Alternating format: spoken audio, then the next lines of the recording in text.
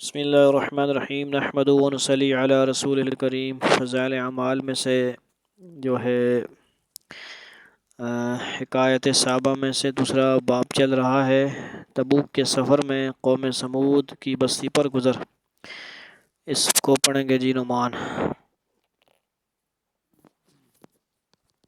تبوک کے سفر میں قوم سمود کی بستی پر گزر۔ غزوہ تبوک مشہور غزوہ ہے اور نبی اکرم صلی اللہ علیہ وسلم کا آخری غزوہ ہے۔ حضور اقدس صلی اللہ علیہ وسلم کو اطلاع ملی کہ روم کا بادشاہ مدینہ منورہ پر حملہ کرنے کا ارادہ کر رہا ہے اور بہت بڑا لشکر لے کر شام کے راستے سے مدینہ کو آ رہا ہے۔ اس خبر پر 5 رجب 9 ہجری پنجشنبہ کو نبی اکرم صلی اللہ علیہ وسلم اس کے مقابلے کے لیے مدینہ طیبہ سے روانہ ہو گئے۔ چونکہ زمانہ سخت گرمی کا تھا اور مقابلہ بھی سخت تھا، اس لیے حضور اقدس صلی اللہ علیہ وسلم نے صاف اعلان فرما دیا تھا کہ روم کے بادشاہ سے مقابلہ کے لیے چلنا ہے، تیاری کر لی جائے، اور حضور صلی اللہ علیہ وسلم نے خود اس کے لیے چندہ فرمانا شروع کیا۔ یہی لڑائی ہے جس میں حضرت ابوبکر صدیق رضی اللہ عنہ گھر کا سارا سامان لے آئے، اور جب ان سے پوچھا گیا کہ گھر والوں کے لیے کیا چھوڑا تو فرمایا ان کے لیے اللہ اور اس کے رسول صلی اللہ علیہ وسلم کو چھوڑ آیا۔ اور حضرت عمر رضی اللہ عنہ گھر پورے سامان میں سے آدھا لے آئے، جس کا قصہ چہارم باب میں آتا ہے۔ اور حضرت عثمان غنی رضی اللہ عنہ نے 1/3 لشکر کا پورا سامان مہیا فرمایا، اور اسی طرح ہر شخص اپنی حیثیت سے زیادہ ہی لایا۔ اس کے باوجود چونکہ عام طور سے تنگی تھی، اس لیے 10 آدمی ایک اونٹ پر تھے کہ نوبت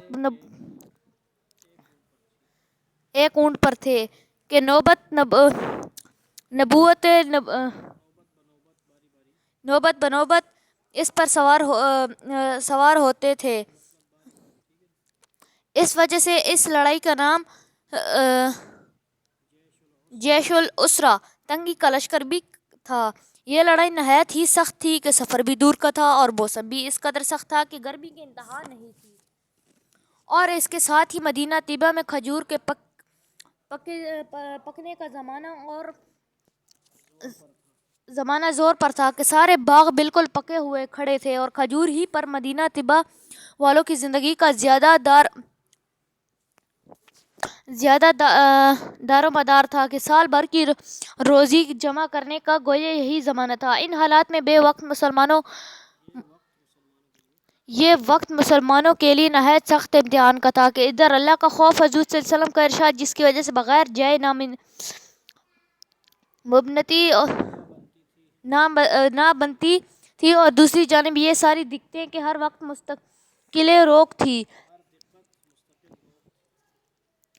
بالخصوص سال بھر کی محنت اور پکے پکائے درختوں کا یوں بے یار و مزگار تھا۔ اس لیے بجز منافقین اور معذورین، جن میں عورتیں اور بچے بھی داخل تھے، اور وہ لوگ بھی جو بضرورت مدینہ طیبہ میں چھوڑے گئے یا کسی قسم کی سواری نہ مل سکنے کی وجہ سے روتے ہوئے رہ گئے تھے، جن کے بارے میں آیات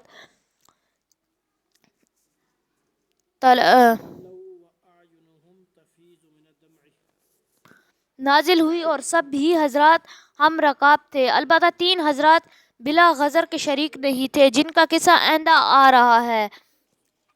راستہ میں قوم سمود کی بستی پر گزر ہوا تو حضور اقدس صلی اللہ علیہ وسلم نے دامن سے اپنا چہرہ انور کو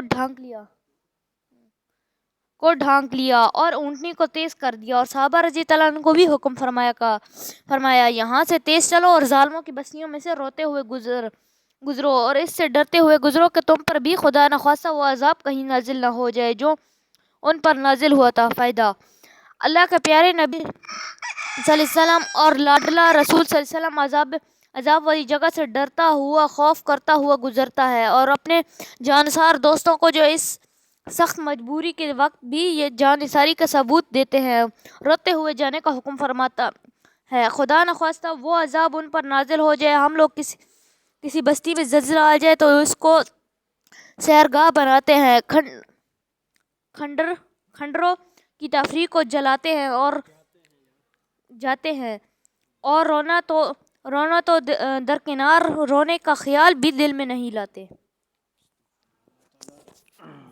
عمل کی توفیق نصیب فرمائے۔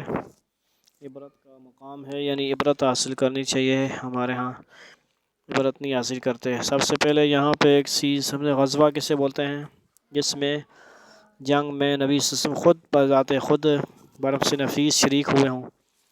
سریہ اسے بولتے ہیں جس کو آپ صلی اللہ علیہ وسلم نے بھیجا ہو لشکر کو جنگ کے لیے، یعنی خود تو نہ گیا لیکن لیڈ کیا ہو، خود راہ اس کی بھیجا ہو، ٹھیک ہے۔ اور اس کے اندر حضرت ابوبکر صدیق رضی اللہ تعالیٰ عنہ اور حضرت عمر رضی اللہ کا واقعہ ہے کہ انہوں نے کیسی قربانی دی، پورا گھر لے آئے اور حضرت عمر آدھا سامان لے آئے۔ تو اللہ تعالیٰ ہمیں بھی قربانی کی توفیق نصیب فرمائے کسی نہ کسی درجے میں۔ وآخر دعوانا ان الحمد للہ رب العالمین۔